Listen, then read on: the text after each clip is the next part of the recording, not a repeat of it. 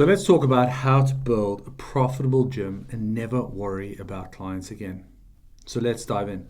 Fundamentally, when it comes to building highly profitable gyms, there's a huge correlation between your mindset around self-worth, what people will charge, what people will pay for in your town, what other people will think, etc.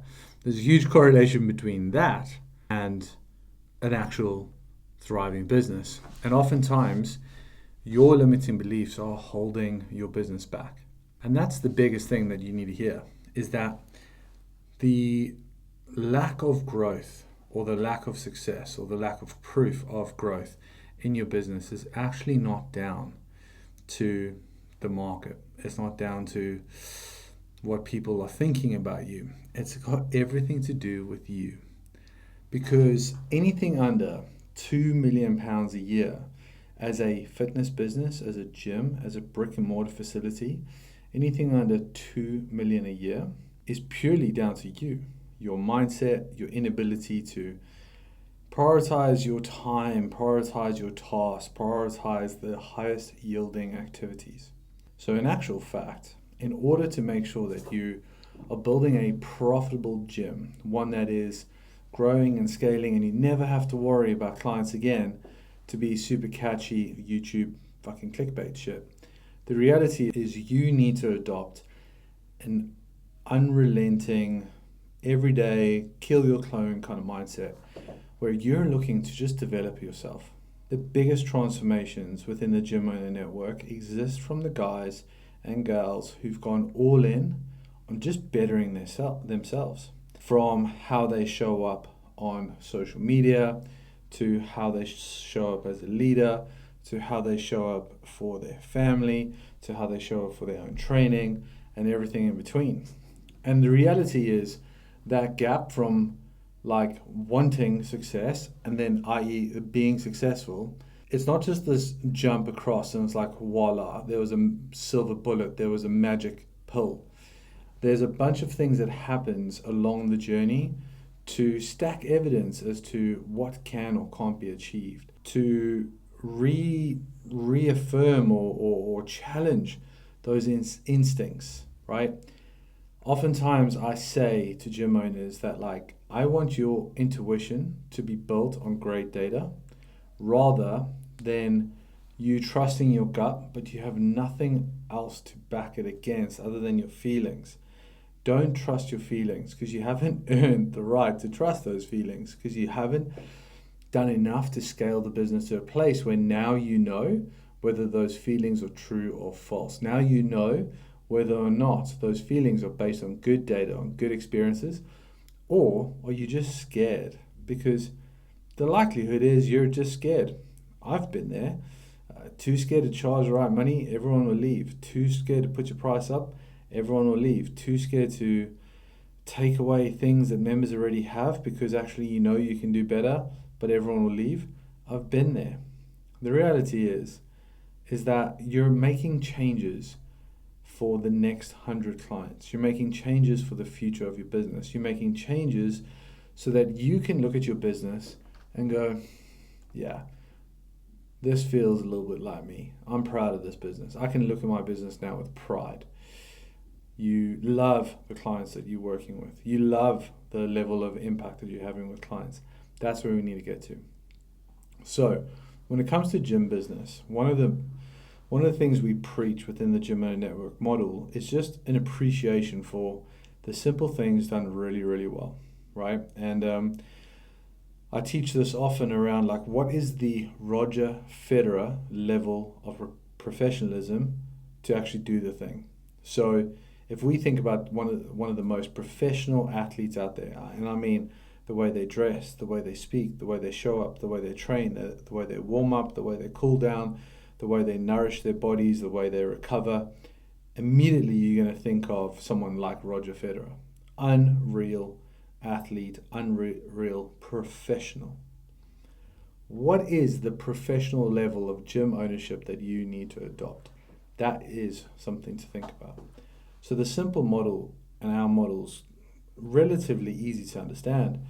You've got marketing on a triangle on one side. What are the things we're doing to attract high quality paying clients, not leads. That's a mental shift in itself. Far too many of you who are stuck below 15, 20, maybe 30K months, you think that leads is your problem. And in fact, you might not be getting enough leads into the business. But hiring the next marketing agency is not going to solve your problems. Pushing responsibility to the next marketing agency or to someone else or to another problem is not going to solve your problems.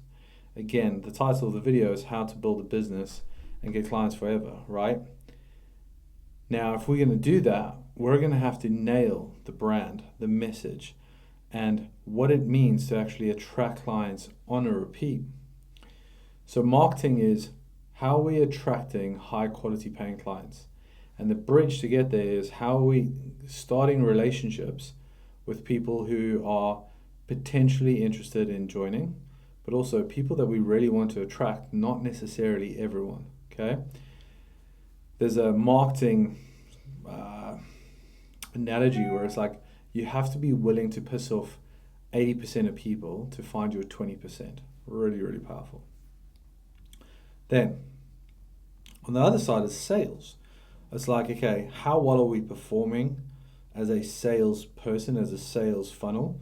What touch points does this lead have to go through in order to be in a sales opportunity?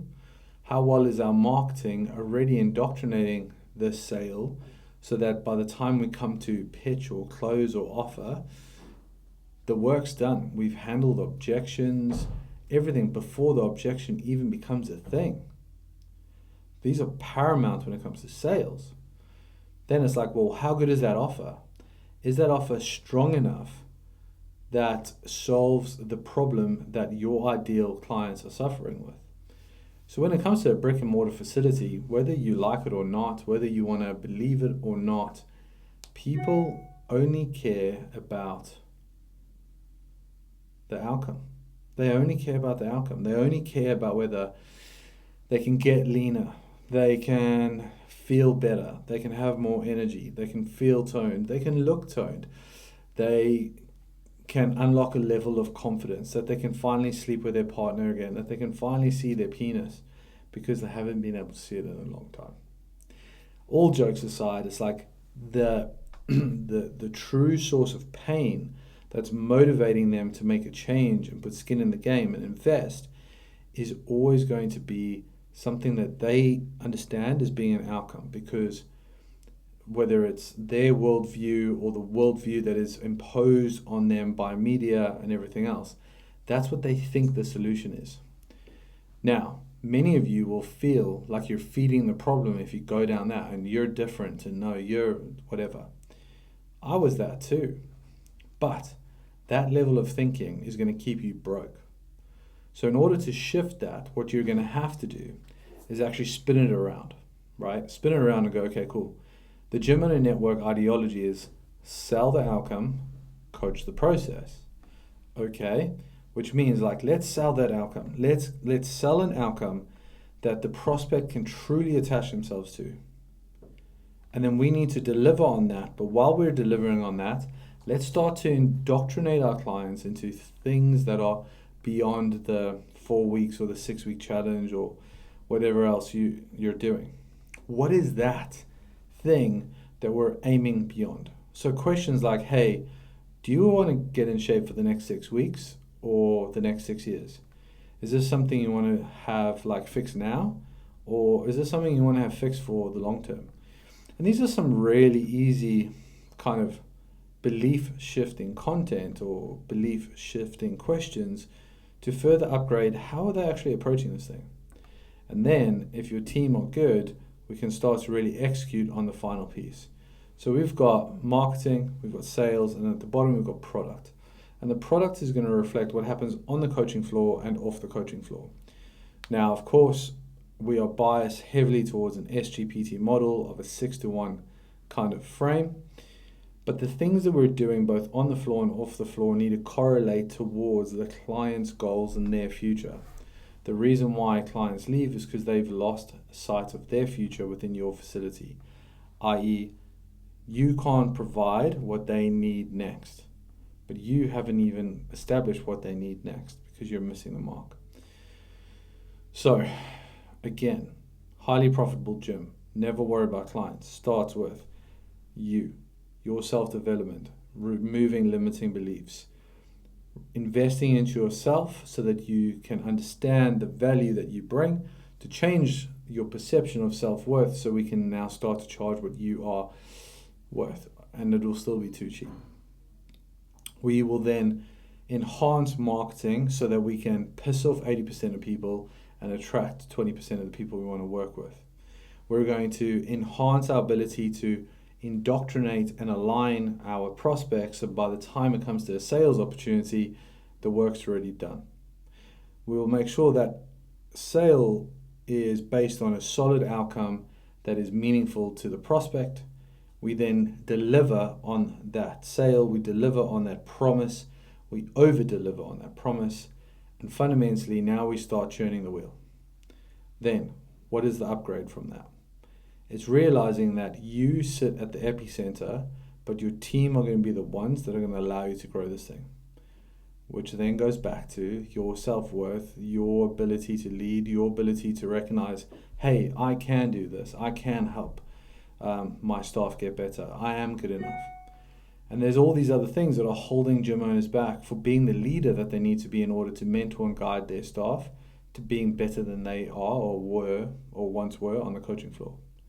But you can't do this alone. You absolutely can't do this alone. Remember, you set up the gym probably because you're working too much as a PT. You were successful as a PT. You wanted to buy back time. You wanted to impact more lives, but you also wanted freedom. And somewhere in the middle, that freedom is going to need a bit of cash. Somewhere in the middle, you're going to need enough cash to hire a team. Somewhere in the middle, you're going to need enough cash to invest into the future of your gym. So, shifting everything around you, your self-worth, your limiting beliefs will unlock so much. My team and I in the Gym Owner Network, we have systems and tools around how we coach you, how we guide you along your journey with us that is going to be linked heavily with business strategy, systems and operation, but then also you and your ability to stack evidence, how you show up, how you report, how you hold yourself accountable. We're by no means a coaching program or a mentoring program where we are going to hold your hands. That is for damn sure not going to happen. But what we are going to do is create an environment where you can thrive, where you can learn the rub of behaviors of some of the higher performing gym owners in the game. And through that, you start to stack a different level of conversation, a different level of behavior. That is the key for you. So, how to build a profitable gym and never worry about clients again starts with building you. Let's go.